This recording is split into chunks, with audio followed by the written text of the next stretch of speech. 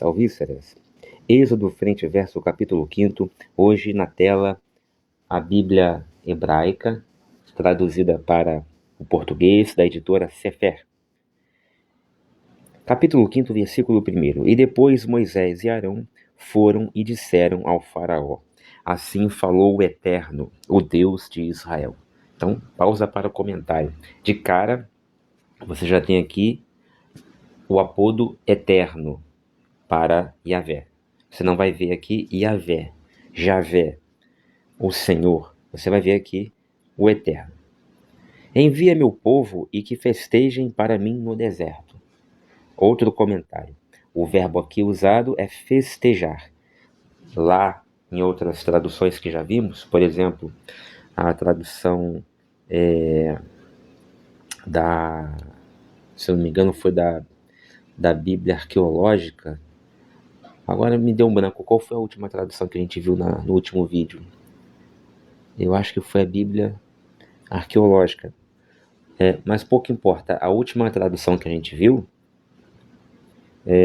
você via lá assim, em vez de festejar, você via sacrificar, você via alguma coisa como cultuar, né? Mas você fazia holocausto, alguma coisa assim. Mas você não via o verbo festejar. Tá? Então aqui já deixando claro aqui que o objetivo é festejar. Então Deus envia Moisés e Arão para dizerem ao faraó: envia meu povo e que festejem para mim no deserto. Ou seja, Deus envia, no caso aqui o Eterno, Deus de Israel, envia Moisés e Arão perante faraó e pede e orienta que eles digam assim a faraó: deixe-nos ir para festejar. Então, de cara, você já tem aqui uma situação inusitada, difícil até de crer. Como assim? Você vem aqui com seu irmão Arão, né, o faraó dizendo para Moisés: e vocês me pedem que eu deixe grandíssima parte da minha força de trabalho, ou seja, que sustenta os negócios, que sustenta, pode-se dizer, o país, a nação, e para o deserto, para uma festa. Então fica assim soando muito surreal, né? Então eu não gosto dessa palavra, desse verbo festejar. Vai entrar naquele debate, naquela discussão, mas no original, a tradução mais literal, a palavra melhor seria essa mesma. Não me importa. Eu acho que o tradutor ele tem que fazer uma tradução contextual, né? E não estou puxando brasa para a sardinha da Bíblia textual. Edição contextual, é o nome completo da Bíblia textual. Estudos contextuais, edição contextual, alguma coisa assim. É porque ela faz isso. Não, outras Bíblias também o fazem. A tradução dinâmica me parece ser, geralmente, na maior parte das vezes, mas não em todas as vezes, a melhor por conta disso, tá? Por exemplo, uma Bíblia que é a mais literal, não é nem Bíblia ainda, né? Pode-se dizer que seja uma Bíblia virtual, vamos lá. Mas aqui a mais literal de todas é a Bíblia do doutor Oswaldo Luiz Ribeiro, lá no site dele, lá que ele mantém, né? A tradução dele é totalmente literal e ele sabe que quer que seja, porque é a proposta dele para os estudos. Ele acha que está dando uma contribuição, está mesmo, para os estudos de tradução, de exegese, tá? Então, aquilo lá é o suprassumo da tradução palavra por palavra, lá no site do Dr.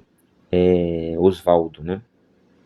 Então, mas aqui para mim eu já prefiro uma tradução que tenha como meta alcançar o leitor e fazê-lo entender o mais importante, a mensagem do que se quer passar. Também com essa palavra mensagem, não estou puxando agora, do outro modo, brasa para a sardinha da tradução mensagem, Bíblia a mensagem. Essa aí também é muito dinâmica vai além do dinamismo, de uma tradução dinâmica normal, né? Ali já é uma mensagem, já é uma tradução, pode dizer assim, nem é uma tradução. Ali é apenas uma exposição da mensagem do capítulo, dos capítulos da Bíblia, apesar de que seja assim algo não resumido, não se deixa nada de fora, mas não chega nem a ser uma tradução.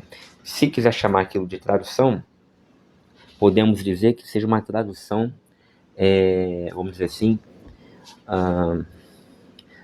uma tradução da mensagem mesmo, né? Não uma tradução do texto, mas é como se, por exemplo, eu te conto uma coisa e você vai contar para uma outra pessoa, né? E você conta muito bem contado, ou seja, você não deixa de fora nenhum detalhe que eu lhe passei, mas você nem por isso vai contar para outra pessoa usando as mesmíssimas palavras. Você pode contar com outras palavras, mas você foi fiel ao que eu disse a você. Você transmitiu tudo que eu disse a você para outra pessoa. Isso foi a Bíblia, é a Bíblia, a mensagem. Ok? Eu também não acho que seja bom também usar essa Bíblia como sendo a principal da sua cabeceira, da sua mesa de estudos. Eu acho que a melhor tradução é aquela que fica no meio termo, é aquela que não vai ser palavra por palavra, é extremamente literalista, mas também não vai ser algo muito dissonante da gramática, ou seja, das palavras constantes no texto que estão ali e, por estarem ali, tem um apego com a etimologia e com a história morfológica daquelas palavras, e aquilo carrega, né, na morfologia mesma, carrega um sentido. Então, você não usar a mesma morfologia, ou seja, os mesmos étimos, né, as mesmas palavras, você está jogando fora a semântica contida na etimologia, na morfologia daquela palavra. Ainda mais quando se trata de idiomas muito arcaicos. Por exemplo, um idioma como o hebraico, cujo Aleph seria o equivalente ao nosso A, ou ao alfa grego, foi grafado a partir da cabeça de um touro. A forma física, gráfica do Aleph, como você escreve no papel, deriva da cabeça, do aspecto da cabeça de um touro, né, com os chifres e tal, aquela coisa toda. Então, jogar fora totalmente a morfologia das palavras, sua etimologia, é também descurar desse aspecto de significado que eu acho que precisa também ser preservado.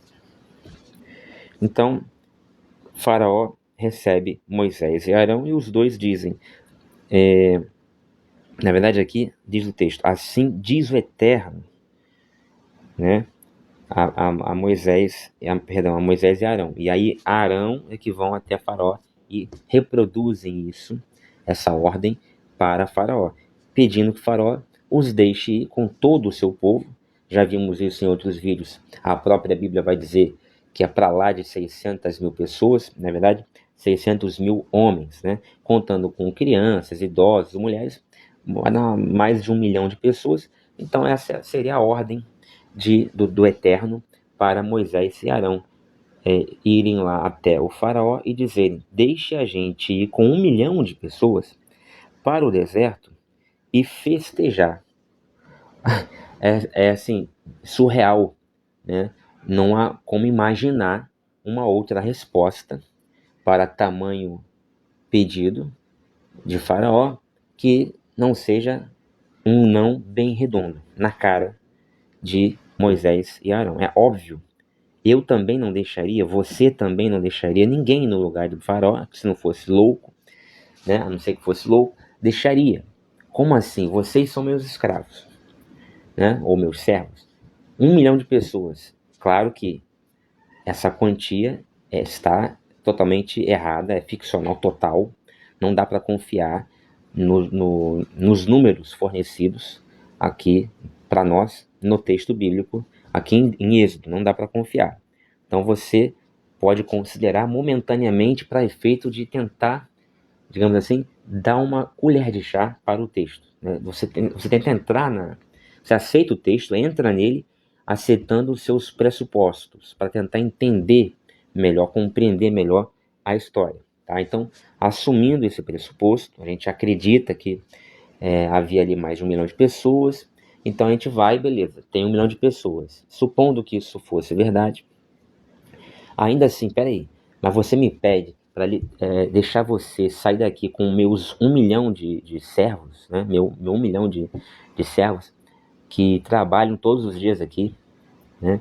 Ou seja, é a fonte geradora de riqueza desta nação, para ficar em 3 dias lá, seriam 3 dias que eu não lucraria, não produziria nada aqui nesse país, para festejar vocês, servos. Quer dizer, é óbvio que é um pedido esdrúxulo, completamente sem pé nem cabeça, incabível, e só cá entre nós vai ao encontro de toda a absurdidade da narrativa do Êxodo, que, volto a repetir, deixando sempre bem claro aqui a minha posição. O livro do Êxodo contém, no mínimo, 75% de fake news. 75% no mínimo, para ser bonzinho, de lorota, tá? Ficção. Já expliquei várias vezes os motivos, enfim, os contextos, as justificativas, as provas, evidências disso tudo nas dezenas de vídeos predecessores, precedentes, que eu já gravei aqui no canal. Beleza, vamos continuar. Versículo 2: E o faraó disse: Quem é o Eterno para que eu escute sua voz e envie Israel? Não conheço ao Eterno e também não mandarei Israel. 3. E disseram: O Deus dos Hebreus nos apareceu. Iremos, rogo, por um caminho de 3 dias no deserto e faremos sacrifícios para o Eterno nosso Deus. Aí aqui ele já vai para aquela questão de sacrificar, que é o que está presente nas outras traduções. Aqui na Bíblia Hebraica da Editora Sefé, eles trazem lá no versículo 1 o verbo festejar, mas depois eles colocam sacrificar, né? Usam a palavra sacrifício, né? Aqui no versículo 3, e dizem caminho de 3 dias, o que dá a entender que, ou por um lado, eles levarão 3 dias caminhando para fora do Egito, né? E parariam para festejar, sacrificar, e voltariam mais 3 dias, passando, portanto, no mínimo 6 dias fora do Egito, 1 milhão de pessoas, sem trabalhar, uma semana, digamos assim, de prejuízo produtivo para Faraó, porque sua força de trabalho está festejando, sacrificando, ou algo que o valha, ao seu Deus no deserto. 6 dias, uma semana, né? Faz sentido que sejam 6 dias? Faz, porque falou caminho de 3 dias, eu posso interpretar que eles vão caminhar 3 dias, parar, terminou de louvar, de sacrificar, voltam por mais 3 dias de caminhada. Por outro lado, não faz muito sentido também, aliás, quase nada faz sentido aqui, mas fecha parênteses, que o povo precise caminhar 3 dias para dentro do deserto para poder parar e cultuar a Deus. Você não acha muito distante, não? Não é mais fácil caminhar, digamos assim, por algumas horas? Imagina o deserto naquela época, imagina o Egito, o mundo como um todo, muito pouco habitado, não precisava você caminhar tanto assim para ter um local tranquilo, ermo, ainda mais naquela região, para sacrificar, adorar e tal. Ah, porque é 1 milhão de pessoas, mas mesmo assim, você imagina 1 milhão de pessoas caminhando, né? Enfim, por 3 dias. Então, assim, tanto uma coisa como outra não importa, essa aqui é a verdade. Sejam 3 dias, sejam 6 dias, quase uma semana de ausência do Egito, o pedido continua sendo absurdo, né? Esdrúxulo, excêntrico demais para Faraó autorizar. E a gente já viu que o próprio Deus, nos capítulos anteriores, já havia dito que ele mesmo iria endurecer o coração de Faraó para que o mesmo não liberasse o povo. Vejam só que ele mesmo, Yahvé, quer libertar. Então, já falei várias vezes que isso é muito, muito absurdo, muito contraditório e, aparentemente, pelo menos muito contraditório, e só passa a não ser tão contraditório, tão absurdo, uma narrativa tão tacanha e absurda, quando você, de fato, aceita que o livro é uma ficção, é uma história contada, uma história ficcional, e que existe um porquê narrativo, uma intenção comunicativa muito bem delimitada, e que esse autor ou esses autores estavam escrevendo com um objetivo muito bem definido, uma meta muito bem clara na sua cabeça, na cabeça deles, e para que o seu público-alvo, para que os seus destinatários imediatos entendessem perfeitamente a mensagem que eles queriam veicular. Uma classe letrada, ou seja, diminuta, na época sinônima de classe nobre e classe clerical, vamos dizer assim, ou seja, quem escrevia necessariamente eram os que tinham mais condição financeira, ou alguma condição financeira, e necessariamente os que detinham também o poder, a liderança sacerdotal ou cultica. Então, esse é o escritor do livro do Êxodo, ou seja, um sacerdote ou um nobre, né?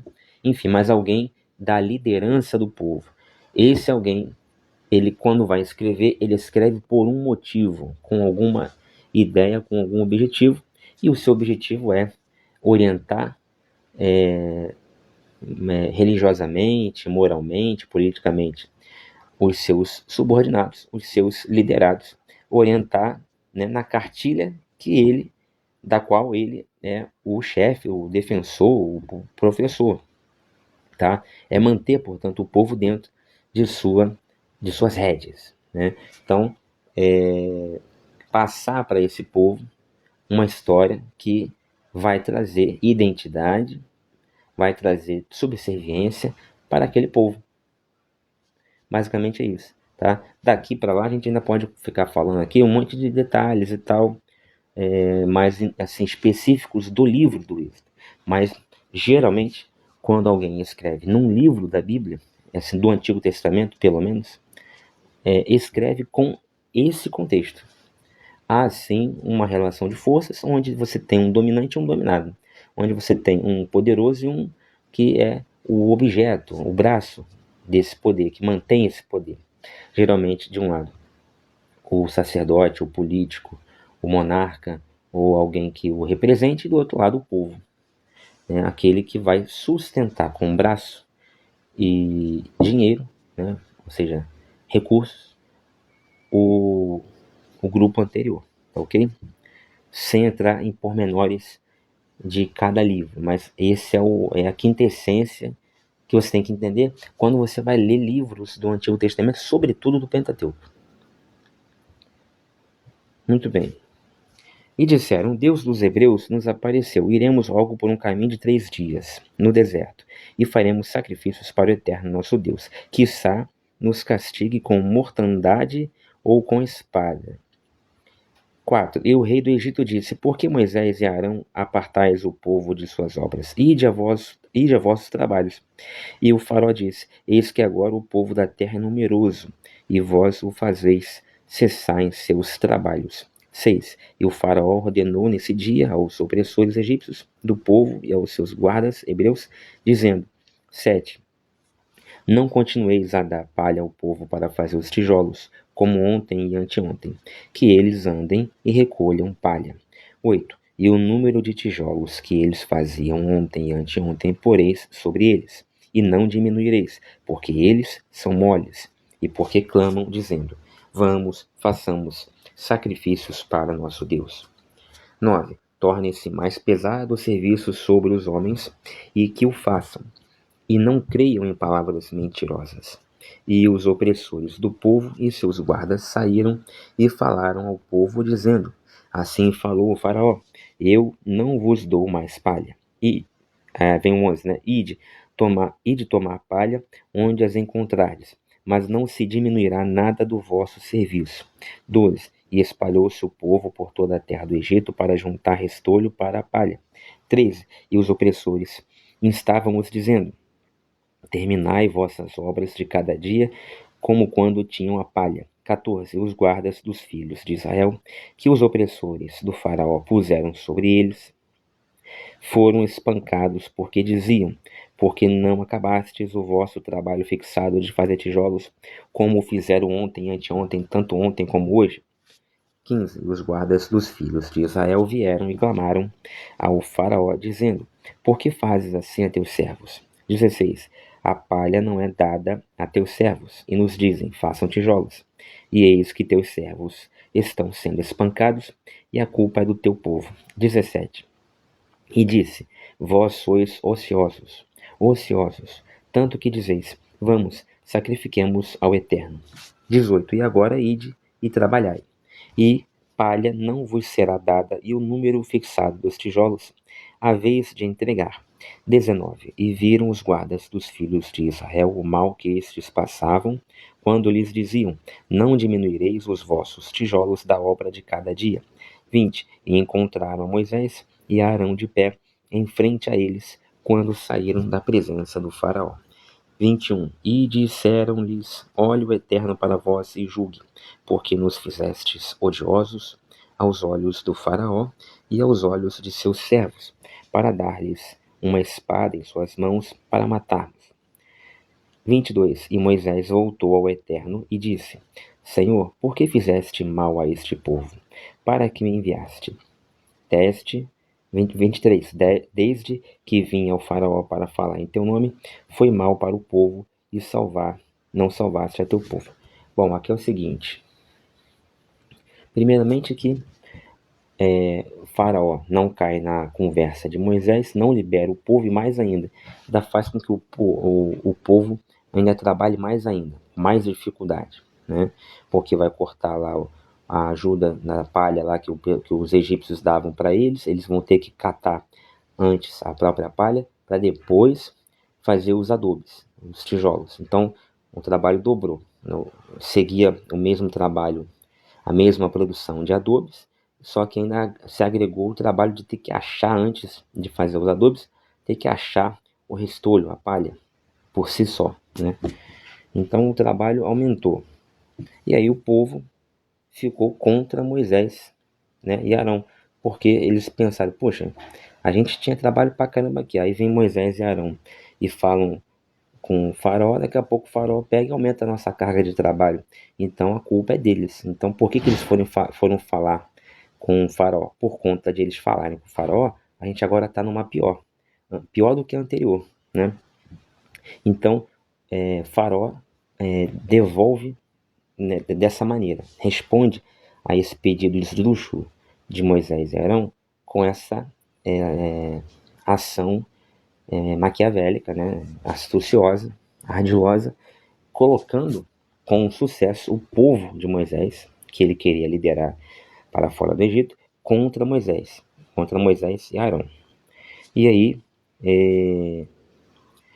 Moisés me pega no final do capítulo e de novo volta naquela coisa de ficar tentando se esquivar da vontade de Deus, da ordem de Deus, e aqui me parece até que com uma carga de hipocrisia, né? Eu chamaria de sonsice, dá uma de João sem braço, como se diz, porque ele vai dizer assim no versículo 22: E Moisés voltou ao Eterno e disse: Senhor, por que fizeste mal a este povo? Essa pergunta não tem cabimento. No capítulo anterior, Deus ele explica: olha, eu vou mandar você ao faraó, você vai dizer isso, mas aquilo, e o faraó vai te dizer não. Mas fica tranquilo que depois eu vou pegar e vou mandar as pragas.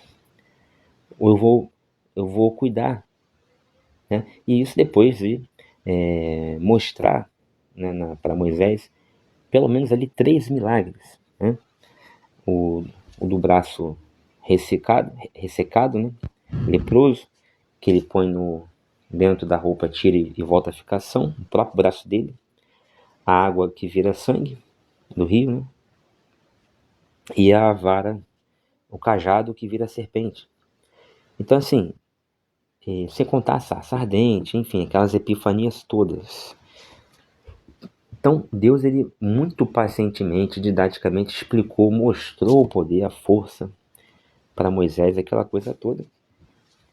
E ainda disse, olha, ele não vai aceitar, ok? Você vai lá pedir, você vai dizer isso, mas aquilo, mas eu já estou lhe adiantando que o Faraó vai dizer não. Ele não vai liberar o povo de primeira. Ele vai ter que sofrer para depois liberar. Então, não era para Moisés perguntar, por que fizeste mal a este povo? Quer dizer, é um Zé Mané. O cara fazer uma pergunta dessa diante desse contexto, não é o contexto que eu estou colocando, é o contexto que o texto traz. Ô Alan, como é que eu nunca ouvi isso? Como é que nunca ninguém me falou isso? Nunca ninguém lhe falou isso, porque você esteve até então estudando com idiotas e ou interesseiros, tá ok? Eu não estou inventando nada, eu não estou pegando nenhum texto fora da Bíblia, e eu não estou recorrendo a nenhuma ideia externa, alienígena, ao texto da própria Bíblia. Está aqui na Bíblia, você leu comigo. Você pode abrir a sua Bíblia e confirmar se eu estou inventando. Está na tua cara, está na tela, está na tua Bíblia, é só abrir e ler. O próprio Deus no capítulo anterior falou tudo isso para Moisés. Por que Moisés agora vem de novo, não é a primeira vez? Deve ser a quarta ou quinta vez que Moisés, diante de milagres, diante de um Deus que conversa com ele, que faz milagres na frente dele, coisa que eu e você talvez nunca tivemos esse privilégio, mas ele teve. E ele não tem o direito de chegar aqui e fazer uma pergunta dessa, né? Diante desse contexto. Pois é, então isso só prova a fraqueza desse homem. Né? É um Zé Ruela. É um Zé Ruela. Então aqui é a prova. Essa pergunta, pela milésima vez aqui que ele faz. Por que eu? Por que não o outro? Por que eu tenho que ir? Aí depois, por que eu não vou acreditar em mim quando eu for falar? Eu sou ruim de lábios, de minha boca, não sei o que. Tem gente que fala que ele era gago, não sei o que.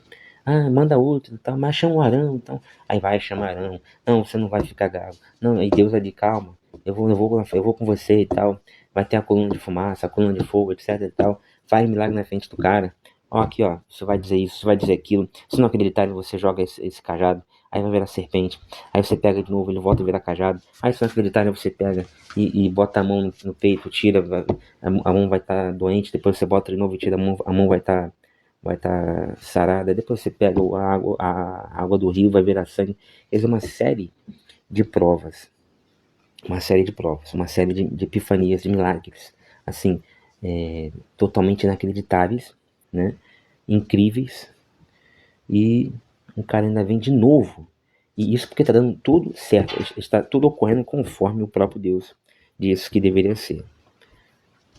Então ele diz: desde que vinha o Faraó para falar em teu nome, foi mal para o povo, e não salvasse a teu povo. Não salvou porque ele vai salvar, como ele mesmo já havia dito que vai fazer, só que você precisa ter paciência. Bom, então termina assim o capítulo 5.